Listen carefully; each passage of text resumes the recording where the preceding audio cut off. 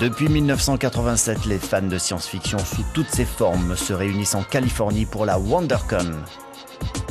Une gigantesque foire où chacun peut donner libre cours à ses passions, bien souvent adolescentes, sauf qu'elles sont toujours là des années plus tard.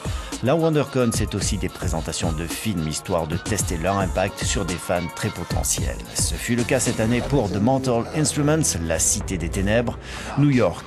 De nos jours, alors que sa mère est kidnappée par d'étranges créatures, Clary, 15 ans, est témoin d'un meurtre commis lors d'une soirée. Sommes-nous ici à l'aube d'un nouveau Twilight? La réponse de Lily Collins. Il est impossible de faire une comparaison avec la première franchise à avoir eu un tel impact. Je veux parler de Twilight, qui véhicule sa propre entité. On peut espérer avoir une base de fans similaire, mais je crois que quand il s'agit de faire des comparaisons, c'est très différent. On a ici un monde avec des anges et des démons. C'est un univers totalement différent.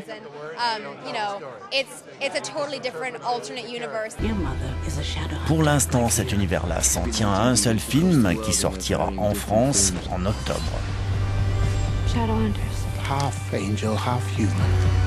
Beings of immense power. Strong enough to restore balance and protect the world in a war against evil. Evil Dead, toujours pas mort. Depuis la sortie du premier film signé Sam Raimi en 1980, les ados n'en finissent pas d'aller se faire peur dans les bois ou des caves où on ne devrait jamais descendre.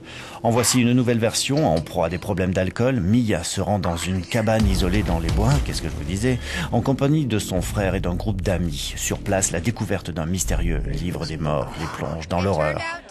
Le tournage a été un peu plus difficile que drôle. C'était une torture. Chaque jour, je me demandais si j'allais devoir y retourner. Le fait de se retrouver enterrée vivante a probablement été dans ce film ce qui était le plus difficile.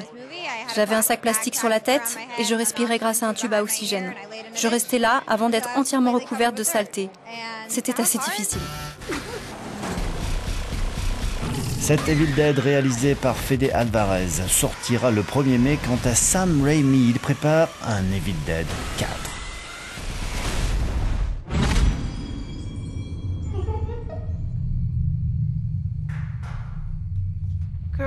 Et on referme cette page frisson sur The Conjuring avec une famille qui se rend compte que des phénomènes surnaturels se déroulent dans leur maison de Rhode Island.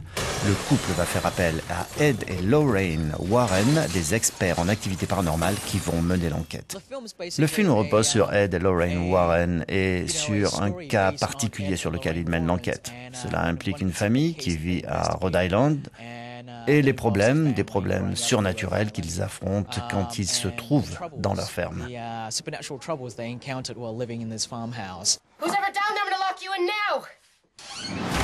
Pas de sortie française prévue pour l'instant pour The Conjuring.